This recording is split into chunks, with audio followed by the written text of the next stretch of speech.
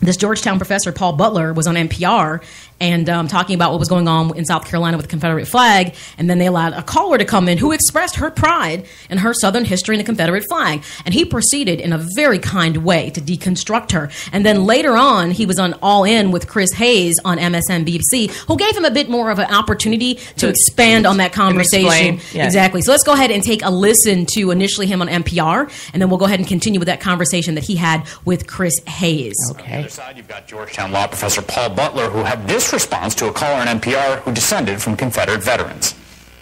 I think we need to focus on gun control and not be sidetracked by this. But I'm not somebody who thinks the data flag should stay there, but I certainly honor my ancestors. I have no respect for your ancestors. As far as your ancestors are concerned, I shouldn't be a law professor at Georgetown. I should be a slave. That's why they fought that war. I don't understand what it means to be proud of a legacy of terrorism and violence. Last week at this time, I was in Israel. The idea that a German would say, that thing we did called the Holocaust, that was wrong, but I respect the courage of my Nazi ancestors, that wouldn't happen. The reason people can say what you said in the United States is because, again, black life just doesn't matter to a lot of people. And joining me now is Paul Butler, Georgetown professor of law at Georgetown University. And Paul, I was really struck by the kind of frank honesty of that response, but it gets to the heart of the matter. Do you think we are now having the conversation we should be, or is the sort of move against the flag happening with such rapidity that it's actually papering over the actual substance of the issue? It's a necessary conversation, Chris, but it's kind of surreal that it's necessary. I really was expected to provide a list of reasons about why I don't respect people who thought my ancestors were property. That's bizarre, just like it's bizarre that there has to be a special convening of the legislature in South Carolina to debate whether to take down a racist flag. The fact that we have to have that debate, again, is evidence that black lives just don't matter that much. Some people agree with me on the merits, but they said it was rude to say that I don't respect that woman's ancestors. So let me get this right. A white person says to a black person, I honor the people who wanted your ancestors to be slaves. That's fine. A black person says, I don't honor those people. That's rude. Again, that's white privilege all over again. And it goes to a larger issue that when black people... That was Paul Butler, who is a professor of law at Georgetown University. He's also a former federal prosecutor, and he was recently on NPR, where, as you saw in that opening segment, he had a caller who pretty much said that she honored her, her Confederate ancestors and their legacy, and he proceeded to tell her, well, I don't, and this is why. Mm-hmm. And the response to people to him was, well, that was just rude that you don't respect her ancestors. Well, I guess you could simply say, well, clearly they didn't respect mine. Right. And this is the thing about semantics in conversation. The fact that people somehow want to find error in what he said absolutely makes no sense to me whatsoever. So I like the fact that that was All In with Chris Harris, that's on MSNBC, that allowed him to expand this conversation more. I'm glad he gave him this platform. Because I think what people do is they pick what they want to hear, and then they take that part, and then they make that an argument instead of listening to the whole entire conversation. And so when he said, I don't respect your ancestors, you just picked that part, and that part was rude, but then he proceeded to tell you why. And then that sounds reasonable to me. And I think he was spot on. He said, according to what happened with the Civil War, I'm not even supposed to be a Georgetown University law professor. Not at all. I'm supposed to still be a slave. They thought I had no value. They thought I was only property. Now, when you put that into the proper framework, I'm trying to understand what the problem was. I don't get what the problem He didn't call her a name. He wasn't like, look, hussy. He didn't go down that path with her. Right. And this is what I mean. And I like the fact he hit boom on white privilege. How dare you check me? Right. You can't hold me accountable. But what he did, he didn't hold her accountable. He just said, you said you respect your ancestors. And I disagree. But you failed to even accept the error and what they thought was right. Right.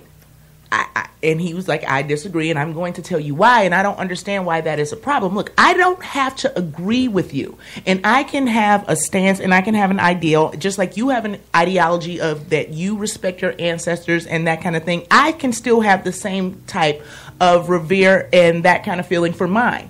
And so I don't get what's rude about it.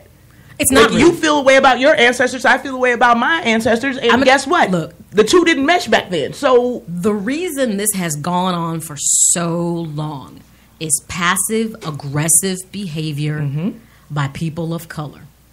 If coming out, understand this, if coming out of slavery, we had come out guns a-blazing, now granted, it wasn't enough of us, that was part of the problem.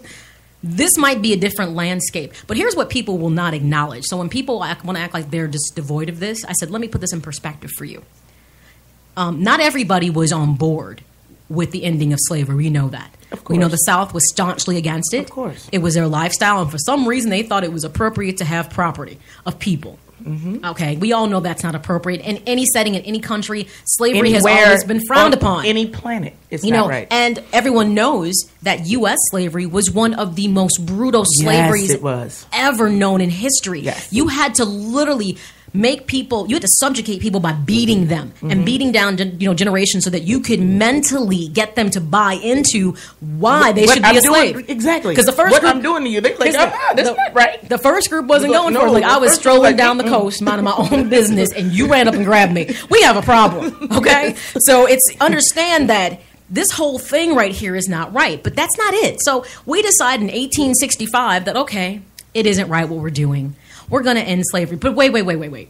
We really don't think you're equal to us, so we're going to put you over here and give you bare minimums to survive. Yeah. Now, if people really believed on both sides of this coin, North and South, if they really would have believed that slavery was wrong, it would have ended and opportunity would have been provided to everybody. But there was that stubborn sense of entitlement that though I'm going to say you're free, I'm still going to treat you like you're garbage. Yes.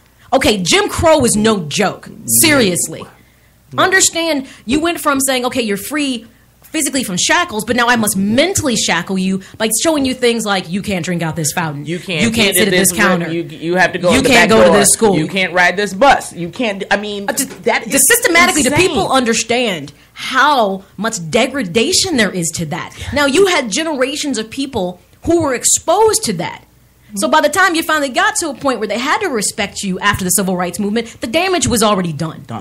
So for people to behave as if, well, we ended slavery, okay, but by the way, when you ended it, you made sure that you went from physical shackles to mental shackles. Even when we tried to do something, we had too much land, they would burn it down. If we had our own church, they would burn it down. If we had our own school, they would burn it down. So it's like anytime, like, okay, we're fine with being over here, but let us have it. Right. Just let us have it. We're okay. We'll be over here, but let us have it. I mean, people... But they're like, you're doing too much. Here's the thing. Movies like Rosewood, people thought that was just a dramatic movie. No, it wasn't. It was based on a community in Florida that was thriving and independent. Yes. And because people living around them who happened to be white didn't like the fact that some of these black people actually owned a piano and some other stuff, they went in. Yes. And destroyed and burnt the town to the ground. So these early African Americans that were trying to establish themselves and weren't asking for anything. By the way, we never got the 40 acres and a mule, FYI. Right. But whatever. That's why reparations, that conversation's back on the table. But you know what's funny about that is when you now say that to people, they say reparations. Well, why? You can't give it to us now.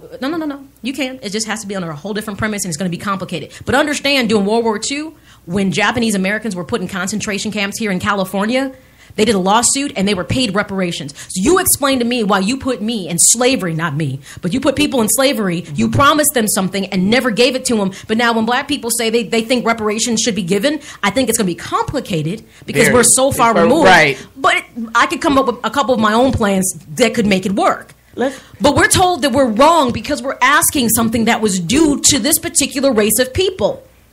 The atrocities. I mean, people always focus on the Holocaust, and don't get me wrong. It was wrong. It was brutal. Mean, and it was horrible. When I was in Europe and I went to Auschwitz and I walked that, I can't imagine. It was heartbreaking to me. But you understand that Jewish people never let that go, and they won't let you forget. But for some reason, everybody wants people of color, specifically black people, to forget what was done to them. And you're told a lot of current situations aren't a result of that. Some of it is, some of it isn't. Right. Some people decide we're pushing on. We're moving forward. Right. I can't let this stop me. Right. I'm going to be a professor at Georgetown. You know, I'm going to be a doctor. I'm going to be a school doctor. teacher. Yes. And it can happen, but understand. It's hard. It's hard. There's a lot of. You talk to the average person, they don't want to talk about how they made it, but I guarantee you, it was layers of layers, and often situations of families that made a lot of sacrifice, so it could happen. Yes. Think about it. When you finally hear someone say first generation to go to college, yes, and like 2000 anything, yes, you say what? Yes. Really? Because it's a mindset. So for her to make that comment and for him to give that response back, he didn't call her a name. He did not. He just rebutted her what I thought was being honest. Intelligent. It was intelligent. There was no way you could respond to that where it wasn't going to be offensive in some way. Right. Be offended. Because the problem is black people never want to offend anybody. It's time to start offending people. Because you know what? I think a lot of people already feel offended enough. Passive-aggressive behavior from people digs a really deep hole. Yes. Now, and then when they come out swinging, and that's never good. But because it's like it's enough is enough. When you just finally like, I gotta go get the flag. I'll just get it down. It's enough. You have to take drastic measures because if you don't, nobody takes you seriously. It's like, well, we'll do it later when we feel like doing it. It's right. like you said, a special session has to come into order. Right. But here's the thing: it goes beyond South Carolina. Absolutely. Just about every state in the South is guilty of this. Absolutely. One, because there were people in power. They could do it and get away with it. And the people who lived there didn't push hard enough for it to end. I've said from the beginning, the fact that how do you live as a person of color, how do you live in South Carolina and drive past this every single day and nobody says anything? Like that blows my mind. Put a Confederate flag in the Daily Center and see what happens. Okay, it's going to be a problem. It's going to be a problem and an issue. Chicago, you can't do that. And it's different places allow different things culturally. But he was dead on saying when he was in Israel, I wish somebody would fly a Nazi flag. Right. And then try to defend it and say, well, even though that was wrong, I'm proud of my Nazi ancestors because of what? Right. It's an ugly and it's an awful truth that until we're it's an really... abomination is exactly until, what I'll be it honest, is. Look, in this country, and until we're willing to be honest about anything here, nothing is going to change. It's not. You know, with that comes accountability and actually acknowledging and being accountable for what has happened. And who wants to do that? Well, so it's easier to forget it. Let's not talk about it. It's over. Everybody's good. And it's easier to do that than say, we get it. It's wrong. Let's try to start fixing that. It's an easy fix. Just don't talk about it. It's not. And that's why nothing's got accomplished. And why this stuff has festered to this point. And we're talking more about a flag that is a symbol of racism and of hate, and is an ugly part of this country's history for a great country that it is. And that flag does not represent a whole lot of people how they think. Right. By no means do I think every white person in the world agrees with that. Right. I know they don't. There are people who are vehemently against it. They know that it's wrong, and they're speaking their piece. Like, this is craziness. Yes. Like, why do we have to have these kind of conversations? And I'm going to say this all the time, every day. I can stand in somebody's face who doesn't look like me and tell them why it's wrong, and they'll be like, whatever. It takes someone who looks like you to call you to the mat and say, look, this is what I'm saying. This is not okay. This is we what I'm can saying. do better than this. No one will take you seriously. You have to climb the pole and get it. Otherwise, no one will take you seriously. I'm going to give you a prime example. When I hear people coming at me with half-count conversations about how all white people are bad, I'm like, oh, pump the brakes. I don't know where you got that from. I understand that maybe you've had your fair share of issues, or maybe you haven't, but you just want to jump on board the hate train. Yeah. But I'm sorry, everybody is not hateful, and everybody doesn't have the same agenda. And when you try to demonize an entire group of people, you're doing exactly what somebody wants you to do, to keep facilitating hate. So you need to get your mind right and rethink this, because it's just ignorance. Yep. So, I mean, and I've said that to other black people. I will call them to the carpet and say, no, sorry. No, Boo Boo Kitty, go sit down. No, sorry. Did you call him Boo Boo Kitty? Yeah, no. I know you did. I've expanded my vocabulary after watching Empire. Anyways, but no, I mean, you have to be willing to call people to the carpet who look like you, because the first step in change is letting people know that's kind of behavior. You can't check somebody who doesn't look like you, because they'll be like, excuse you? But you can check somebody who looks like you. And and that's when we can start to have real conversations and come to the table. But as long as we're worried about hurting each other's feelings, guess what? It's not going to happen. And I'm sorry. If I have to hurt someone's feeling who calls in and tell me they're proud of their Confederate ancestors, then I'm going to hurt your feelings and tell you why that's a problem. Right. And then you can go chew on that. Right. And if you spit it out if you don't like it. Because here's the thing. I don't expect everyone to agree with how I think or how I feel, because my experiences is mine. But I will respect what you think and cast it to the side and keep it moving. Right. It's not my job to change everyone's mind in the world. Right. We can have what I hope is a real conversation, and you'll think about it and maybe say, well, maybe. But if it doesn't, I really don't care. Because life is too short to toil over individual thoughts from people. Exactly. Like, for instance, you think I'm going to change a Klan member's thought? Probably not. Never. No. But I might meet somebody who never really has been exposed to somebody of color, And it might be, right? and it might be impactful. Impactful. It might you be got to very pick and choose impactful. your moments when they really make sense. Yes. When it really makes sense. And I give him credit for the fact that, for Paul Butler, I thought he was eloquent and he got was. right to the point. He And I'm glad was. He was MSNBC intelligent. allowed him to expand the platform just a